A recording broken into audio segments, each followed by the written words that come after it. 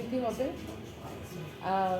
রাজনীতির দুইটা ধরন থাকে, অনেকে বলেন ডিপ স্টেট পলিটিক্স, আর আরেকটা রাজনীতি থাকে যে আপনি প্রকাশ্যে রাজপথে মানে সি থ্রু পলিটিক্স, আপনি যা বলছেন সেটাই সত্য, সবাই জানছে, সবাই শুনছে, সবাই আপনাকে জাজ করবে।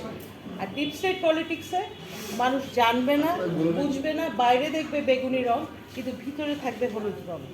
এটাও স্বার্থের জন্য করে, নেগেটিভ না, দেশের স্বার্থে, কিন্তু যখন সেটা দেশের স্বার্থের বিরুদ্ধে যায় তখন সেটা হয়ে যায় ষড়যন্ত্র।